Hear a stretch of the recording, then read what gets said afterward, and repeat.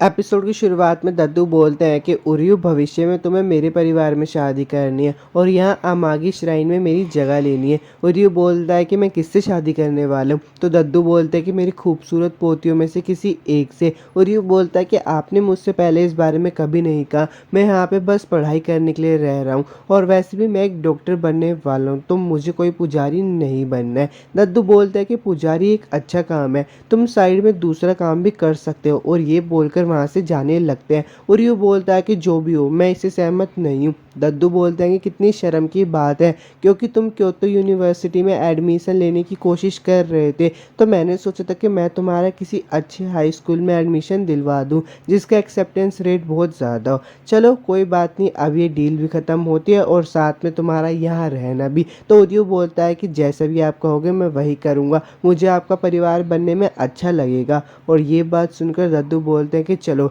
अब फिर हमारी श्राइन का फ्यूचर अच्छे हाथों में है, और ये बोलकर वहाँ से चले जाते हैं। और यूँ मन में बोलता है कि जब तक मुझे कॉलेज में एडमिशन नहीं मिल जाता मुझे ये सब झेल नहीं होगा, और मुझे यकीन है बाद में वो शादी वाली बात को भूल जाएंगे। अपने दादाजी का फैसला सुनकर तीनों बहनें आपस में मीटिंग बुलाती है। यूना बोलती है कि मैं उस लड़के से शादी नहीं कर सकती हूँ, दादाजी हमसे बिना पूछे ऐसा कैसे कर सकते हैं। याय बोलते हैं कि उर्यू कौन एक अच्छा लड़का है, लेकिन मैं उससे शादी नहीं कर सकती हूँ, जबकि मैंने उसे अभी तक डेट भी नहीं किया। आसाई बोलते हैं कि ये थोड़ी जल्दबाजी हो जाएगी। यूना बोलती है कि वो तो भगवान पर विश्वास भी नहीं करता, तो वो श्राइन को कैसे चलाएगा। याय बोलती है फिर हमें क्या करना चाहिए। यूना बोलती है अब बस एक ही आइडिया बचा है, हम उसे घर से निकाल देंगे बिना किसी के पता चले कि इसके पीछे हमारा हाथ है। अब यूना उर्यू को उसके कमरे से बुला लेती है। उर्यू बोलता है कि ये सब क्या है, मुझे पढ़ाई करने जाना है। यूना बोलती है कि अब तुम यहाँ रह रहे हो तो तुम्हें घर के कामों में मदद करनी होगी, जल्दी से हमारे लिए कुछ बना। उर्यू बोलता है कि तुम चाहती हो कि मैं तुम सबके लिए कुछ बनाऊं, तो ठीक है। वो फ्रिज खोल के देखता है तो बहुत ज़्यादा हैरान हो जाता है, क्योंकि वहाँ पे बहुत कम सामान होता है। यूना मन में हंसते हुए बोलते हैं कि यहाँ तो इतना कम सामान है, अब तुम कुछ कैसे बनाओगे, इससे अच्छा है कि तुम अभी ही भाग जाओ। लेकिन उर्यू उस कम सामान से भी अच्छा खाना बना देता है। जब यूना उस खाने को खाती है तो वो बोलती है कि नामुमकिन, तुम इतने कम सामान से कुछ कैसे बना सकते हो। उर्यू बोलता है कि अभी भी कुछ काम है, अगर नहीं है तो ठीक है मैं पढ़ाई करने के लिए जा रहा हूँ। यूना बोलते है कि नहीं, अभी और भी काम है जो तुम्हें करना। यूना बोलते है कि तुम्हारा अगला काम है कि तुम्हें सारे कपड़ों को धोना है, और मन में हंसते हुए बोलती है कि हमारे पास कोई ड्रायर्स नहीं है तो तुम्हें धोने में बहुत मुश्किल होने वाला है, इससे अच्छा है कि तुम पहले ही हार मान लो। और यून कपड़ों को धो देता है और सुखा रहा होता है। याई यूना को बोलती है कि मुझे लगता है कि उसे हमारे कपड़े धोने देना सही नहीं है। यूना और यू की तरफ देखती है तो वो उन सबके अंडरगारमेंट्स को सुखा रहा होता है। वो लोग शर्मा रहे होते हैं। फिर उर्यू उनके अंडरगारमेंट्स को फोल्ड करके भी रख देता है। यूना बोलती है कि रुक जाओ, अभी तुम्हारे लिए और भी काम है। उर्यू बोलता है क्या अभी और भी काम है मेरे लिए। यूना बोलती है हाँ, तुम्हें याई का कमरा साफ करना होगा। उर्यू जब याई का कमरा देखता है तो हैरान हो जाता है और बोलता है कि ये क्या बकवास है। यूना उसके कान में बोलती है कि चलो मुफ्तखोर, इसके कमरे को अच्छे से साफ कर देना। और यूँ याई का कमरा भी अच्छे तरीके से साफ कर देता है। याई ये देखकर बहुत ज़्यादा खुश होती है और यूना के कान में बोलती है कि चलो उसे यहाँ पे रहने देते हैं, उसने हमारे लिए इतना कुछ किया है। यूना बोलती है कि लेकिन मैं उससे शादी करना नहीं चाहती हूँ। आसाई बोलती है कि इन बातों के बारे में बाद में सोचेंगे, अभी ये सोचूंगी कितना अच्छा होगा कि हमारे घर में एक मर्द है जो घर के कामों को करता है। और यूँ भी उनकी बातें सुन रहा होता है और बोलता है कि तुमने मेरे लिए जो भी किया मैं उसकी कदर करता हूँ, लेकिन गुड बाय। यूना बोलती है ये बात कहाँ से आ गई। और यूँ बोलता है कि मैं रोज़ रोज़ इतना सारा काम नहीं कर सकता हूँ और पढ़ाई के लिए भी बहुत कम वक्त मिलता है, मुझे क्योतो यूनिवर्सिटी के लिए एंट्रेंस एग्ज़ाम को पास करना ही होगा, और अगर मैं डॉक्टर बन भी गया तो वैसे भी मैं श्राइन को नहीं चला पाऊँगा। ये बोलकर वहाँ से चला जाता है। याय बोलते कि वो सच में जा चुका है। यूना बोलते कि यही तो हमारा प्लान था। और यू के जाने के बाद यूना को उसकी चिंता होने लगती है, इसलिए वो उसका पीछा करने लगती है। वो तीनों देखते हैं कि ओरियो एक खंडर झोपड़ी में जा रहा है। यूना बोलते कि अब मुझे ये मत कहना कि हमने उसे घर से निकाल दिया है तो वो इस खंडर झोपड़ी में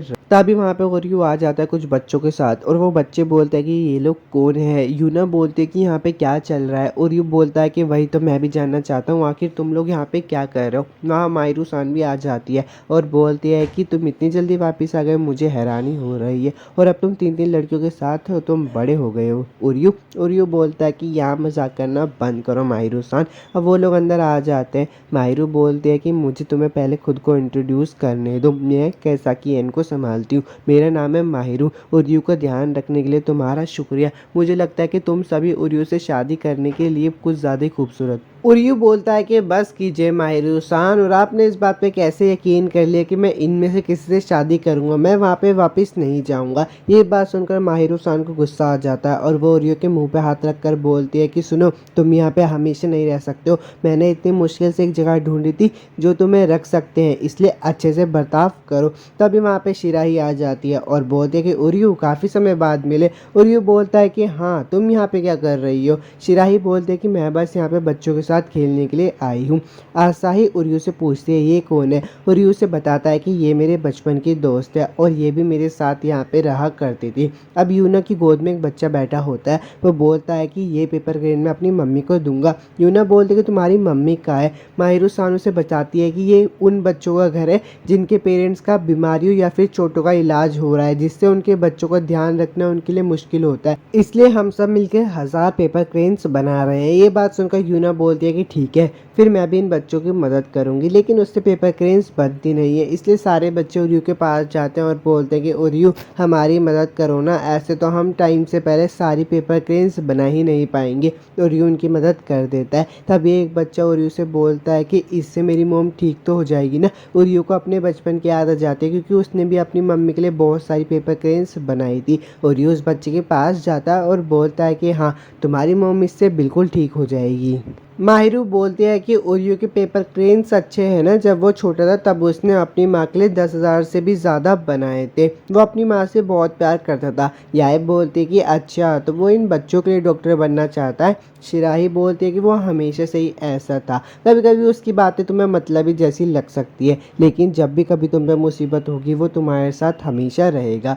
अब उर्यू और माहिरू बात कर रहे होते हैं। माहिरू बोलते हैं कि तो बताओ, तुमने अपना श्राइन वाला हारेम क्यों छोड़ दिया और यहाँ पर क्यों आ गए। उर्यू बोलता है कि आप ऐसे अश्लील बातें मत कीजिए, उन्होंने मुझसे बहुत सारा काम करवाया और मुझे नहीं लगता कि इतना सारा काम करने के बाद मुझसे पढ़ाई हो पाएगी, मैं बहुत ज़्यादा थक चुका हूँ इनसे। माहिरू बोलती है बस इतना ही, जब तुम छोटे थे तब तुम कोई भी काम को करने का इरादा बनाते तो उसे पूरा करते। हालांकि मैं ये भी जानती हूँ कि तुम्हारी बचपन से बातचीत करने की स्किल कुछ खास नहीं रही है, इसका मतलब ये नहीं है कि वो जगह तुम्हारे लिए ठीक नहीं है, तुम गलत हो। वो तीनों यहाँ पर इसलिए आई क्योंकि उन्हें तुम्हारी चिंता थी और यही इस बात का सबूत है। और वैसे भी क्या तुम उस तरह के इंसान हो जो थोड़े से काम से ही हार मान ले। ये बात सुन के उर्यू को उसके बचपन की याद आ जाती है, जहाँ पे वो माहिरू सान के पास जाकर बोलता है कि या तो मैं कपड़े धो देता हूँ या मैं बच्चों का ख्याल रख लेता हूँ, ये सब काम अकेले करना बहुत मुश्किल होगा। माहिरू बोलते कि कोई बात नहीं,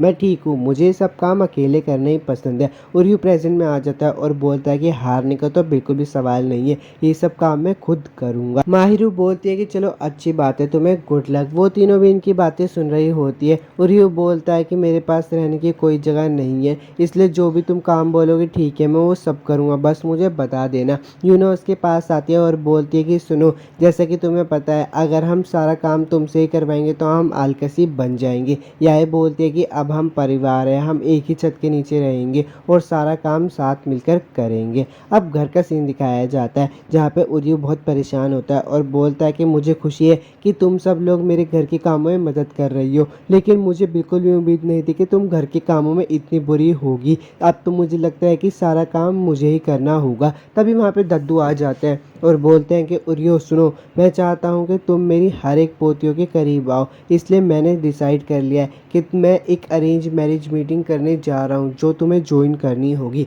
और दैट्स इट यार, एपिसोड 2 यहीं पे ख़त्म हो जाता है। अगर आपको वीडियो अच्छी लगी तो यार चैनल को लाइक और सब्सक्राइब ज़रूर कर देना। मिलता हूँ आप सब लोगों से।